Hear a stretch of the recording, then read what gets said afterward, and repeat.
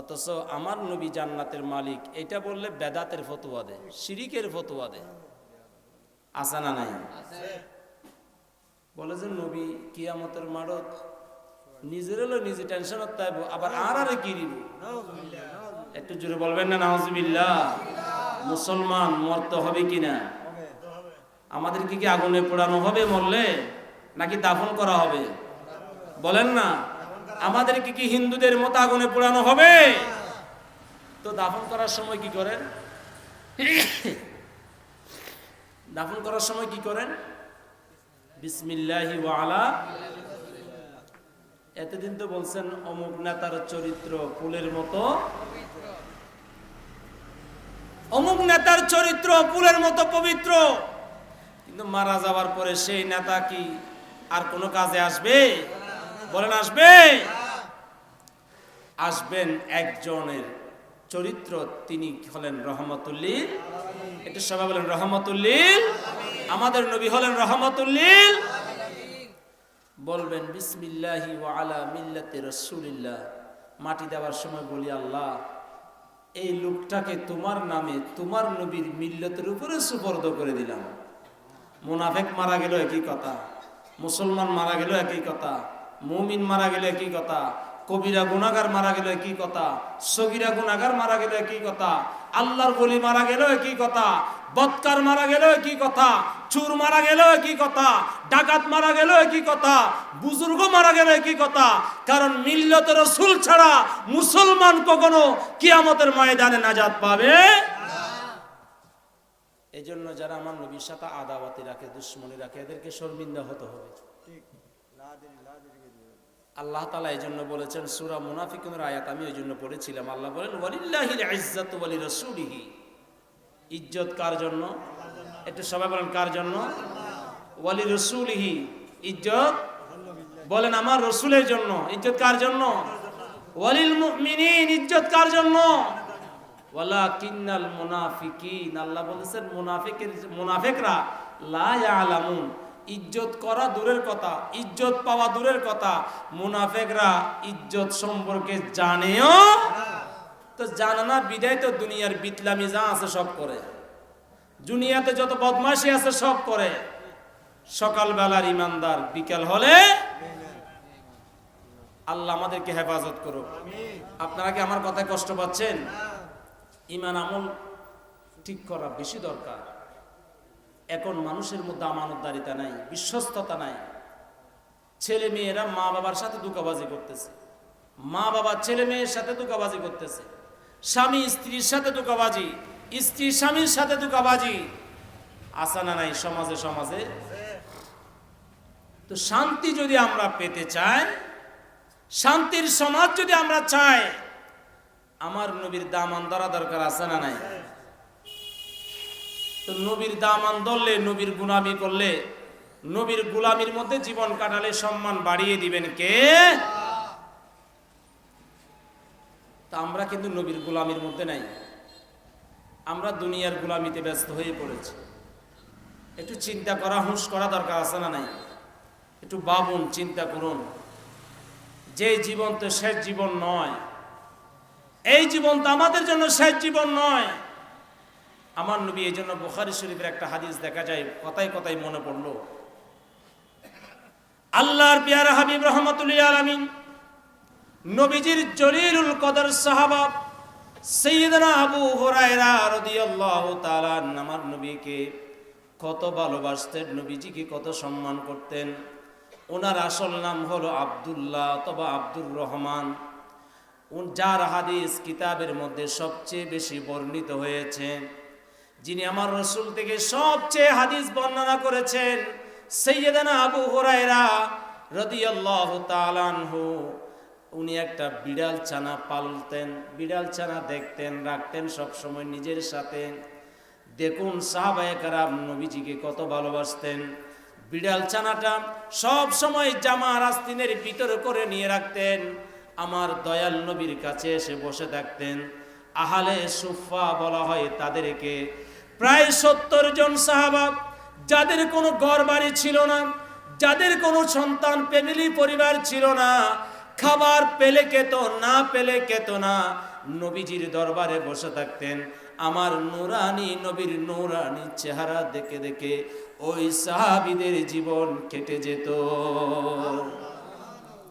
আমার নবীর কাছে একদিন এক সাহাবী আসলেন, মাত্র একটা ছোট্ট পেয়ালা করে ছাগল থেকে দুধ দোহন করে, প্রথম দুধ দোহন করেছেন, নবীজিকে একটু খাওয়াবেন এই নিয়তে আমার নবীর কাছে আসলেন। আসার পরে নবীজিকে দুধগুলা দেওয়া হলো, বুখারী শরীফের হাদিস। আমার নবীকে দেওয়া হলো। নবীজি সাইয়েদনা আবু হুরায়রাকে ডাক দিয়ে বললেন, এ আবু হুরায়রা, আসো আসো। আহলে সুফার সাহাবীরা আজকে 3 দিন পর্যন্ত কিচ্ছু খায় নাই। আমি নবীর দরবারে তারা পড়ে আছে, তাদের সবাইকে ডাকো। আজকে আমি নবীর দরবারে তাবারুক এসেছে, খাবার এসেছে, সবাই মিলে খাবে, সবাইকে ডাকো। আহলে সুফার সবাইকে ডাকা হলো। নবীজি সাইয়েদনা আবু হুরায়রাকে দুধের পেয়ালাটা দিলেন আর বললেন, আবু হুরায়রা, এটা সবাইকে পান করাও। আবু হুরায়রা হাতে নিলেন, একবার দুধের দিকে তাকায়, আরেকবার নবীজির নূরানি চেহারার দিকে তাকায়, আরেকবার নিজের ক্ষুধার কথা চিন্তা করে, পেটের কথা চিন্তা করে, চিন্তা করতে লাগলেন, সামান্য দুধ নিজে খাবো নাকি নবীজি খাবেন, নাকি এতগুলা মানুষকে খাওয়াবো। কিন্তু এরপরও সাহাবী আবু হুরায়রা চিন্তা করতে লাগলেন, না না, আমার নবী যখন বলেছেন নিশ্চয় কোনো হিকমত আছে। সাহাবী দুধের পেয়ালা নিয়ে 70 জন সাহাবীকে খাওয়ানোর পরে আমার নবীর সামনে দুধের পেয়ালা নিয়ে আসলেন। নবীজি দেখলেন দুধ এখন আগের মতো রয়ে গেছে। আবু হুরায়রাকে জিজ্ঞেস করেন, আবু হুরায়রা, তুমিও কি দুধ পান করেছো? আবু হুরায়রা বললেন, ইয়া রাসূলুল্লাহ, আমি তো এখনো করি নাই। বলে, এখন একটু করো। সবাই পেট ভরে খেলেন। খাওয়ার পরে আবু হুরায়রা দেখলেন দুধ 70 জন খাওয়ার পরও যে অবস্থায় ছিল সেই অবস্থার মধ্যে রয়ে গেছে। জোরে বলুন না সুবহানাল্লাহ। আরেক বর্ণনায় পাওয়া যায়, আমার নবী এক যুদ্ধের ময়দানে প্রায় 1400 সাহাবা, তারা দীর্ঘদিন ধরে পরিকল্পনা করে যে জমানো খাবার ছিল সব শেষ হয়ে গেছে, সবার পানি শেষ হয়ে গেছে, মাত্র এক মশক পানি আছে। নবীজিকে এসে বলেন, ইয়া রাসূলুল্লাহ, খাওয়ার পানি নাই, উজুর পানি নাই, গোসলের পানি নাই, পানি আছে মাত্র অল্প। ইয়া রাসূলুল্লাহ, এখন কি করা যায়? এটাও বুখারী শরীফের বর্ণনা। আমার নবীজি কিতাবুল উজুর মধ্যে, কিতাবুল, এখানে মাদ্রাসার ছাত্ররা আছে, কিতাবুল উজুর অধ্যায়ে এই হাদিসটা রয়েছে। আমার নবীজি ওই সামান্য পানির ভিতরে নবীজির নূরানি হাত মোবারক ঢুকাইয়া দিলেন আর বের করলেন।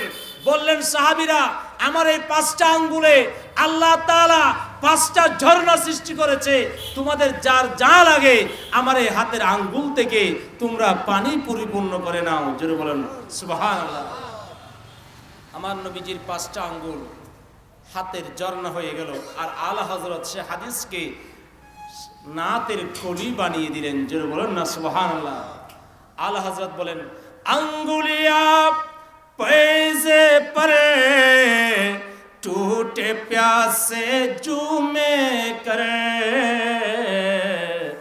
नदिया पंजाब रहमत, नदिया पंजाब रहमत की जारी वाह सला दुनिया।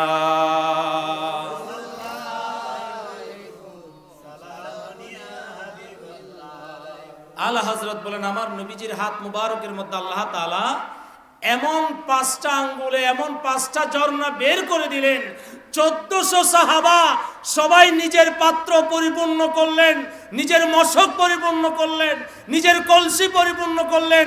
সাহাবীরা বলেন, নবীর হাতের আঙ্গুল দিয়ে যে পানি পড়েছে সেগুলা দিয়ে আমরা উযু করলাম, গোসলের পানি নিলাম, খাবারের পানি নিলাম।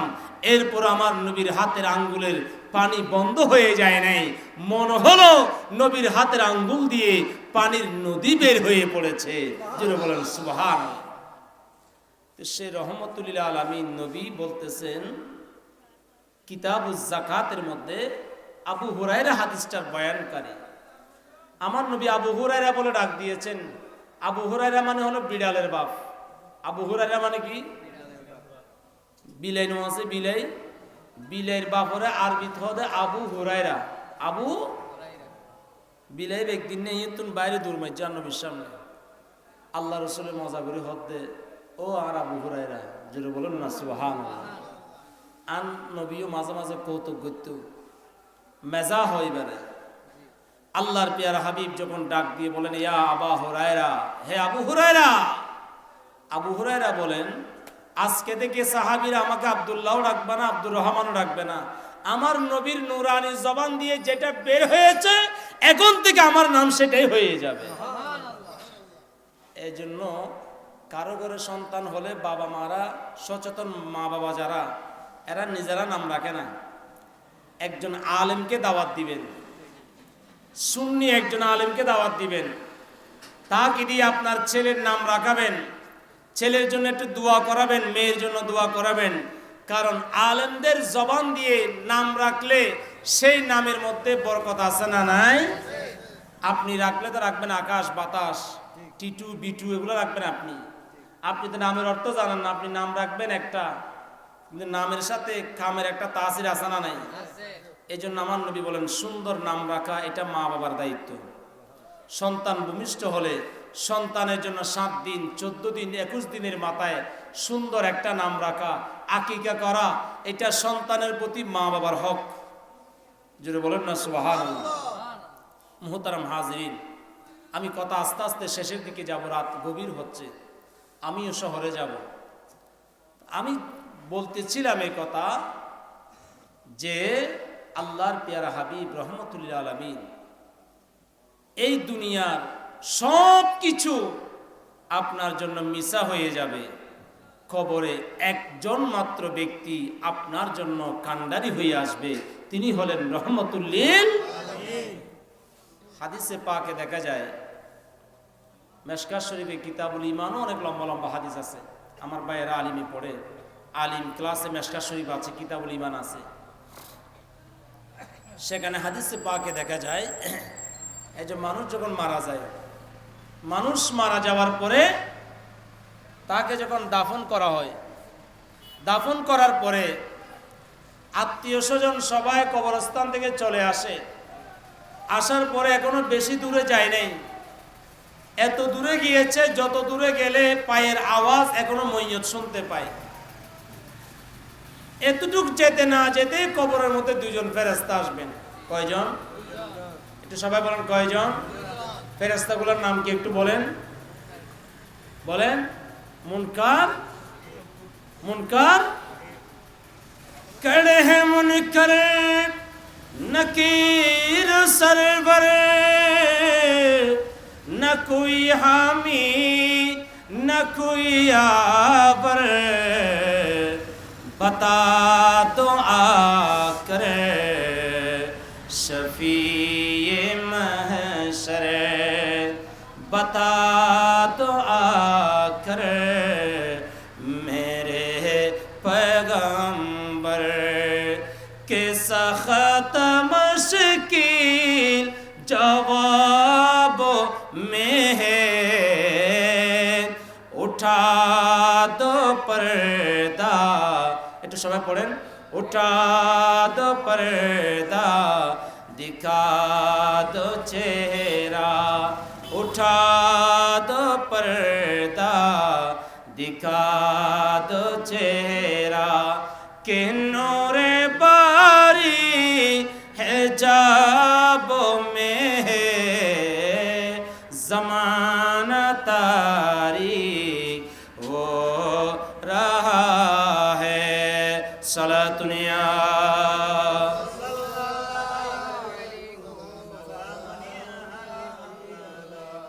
কবরে রাখার পরে আসবেন মুনকার। দেখেন আমার নবী হাদিসে পাকে বলতেছেন মুনকার নাকির আসার পরে বান্দাকে প্রশ্ন করা হবে। কয়টা প্রশ্ন? কয়টা বলেন না, বলেন। 3টা কে কে একটু হাত তুলেন, 3টা কে কে একটু হাত তুলেন। আপনি আলেম মানুষ, আপনি বলিয়েন, অন্যরা বলুক, মুরব্বীরা বলুক। 3টা কে কে? মাশাআল্লাহ।